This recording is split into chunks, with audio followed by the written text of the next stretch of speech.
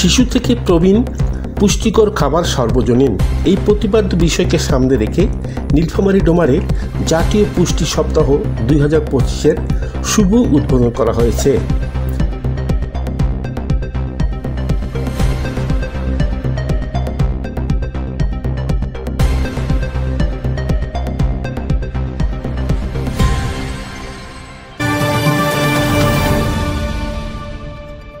উপজেলা স্বাস্থ্য বিভাগ আয়োজিত বুধবার 28শে মে সকাল 11টায় ডোমার উপজেলা স্বাস্থ্য কমপ্লেক্স হলরুমে সভাপতি হিসাবে দিবসটির শুভ উদ্বোধন ঘোষণা করেন আবাসিক মেডিকেল অফিসার ডাক্তার আইনুল হক। এ সময় উপসহকারী কমিউনিটি মেডিকেল অফিসার শামিনুল ইসলাম সুমনের সঞ্চালনায় অতিথি হিসাবে MODC doctor Kamrul Islam Nobel, anaesthesia consultant doctor মিনাল মোহন্ত, পৌর বিএনপির সাধারণ সম্পাদক মোজাফফর আলী, সাংবাদিক জুলফিকার আলী ভুট্টো, নার্সিং ইনচার্জ আক্তার বানু প্রমুখ বক্তব্য রাখেন। মেলাটোনিন একটা হরমোন যেটা আমাদের ব্রেইন থেকে রিলিজ হয় যখন সূর্য অস্ত যায়, সন্ধ্যা হওয়ার 2 ঘন্টা পর থেকে রিলিজ হয়।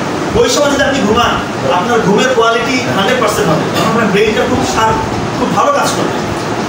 আপনি সহজে যদি ভুলে যাবেন, আপনার ব্রেইন দেখবেন যে অনেক দিনের জিনিস আপনি মনে করতে পারছেন। এখন তো আমাদের ব্রেইনের অবস্থা এমন হয়েছে, আমরা গতকাল পরিচয় হয়েছে, আমি বলতে পারতেছেন যে ওনার সাথে আসলে দেখা হয়েছে, নাম তো ধরে নাম তো ভুলে যাচ্ছে, নামাজে গেলে কয়েকটা নামাজ পড়তেছে ভুলে যাচ্ছে।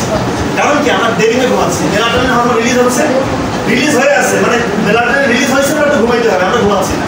নবুল ভাই আমার বলে গেল পুষ্টির ব্যাপারে, পুষ্টির পাশাপাশি যে করণীয় কাজগুলো আমাদের, শুধু পুষ্টি খেলেই হবে না, নিয়মিত যে শারীরিক চর্চা বা শরীর ঠিক রাখার জন্য যে কাজগুলো, এই কাজগুলো আমাদেরকে অবশ্যই ফলো করতে হবে এবং করতে হবে। অনুষ্ঠানে উপজেলা স্বাস্থ্য কমপ্লেক্সের বিভিন্ন দপ্তরের কর্মকর্তা কর্মচারী এবং সুধীজন উপস্থিত ছিলেন। গর্ভবতী মা এবং শিশুসহ সাধারণ মানুষকে নিয়মিত পুষ্টিকর খাবার বিষয়ে পরামর্শ প্রদান করেন বক্তারা। ভিটামিন, মিনারেল এবং পানি। দেখেন পানি যদি আমি না খাই, শুধু পানি খাবো না, পানি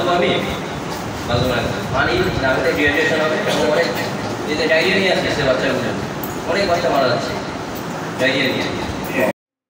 আনিসুজ্জামান মানিক, সালকি নিউজ।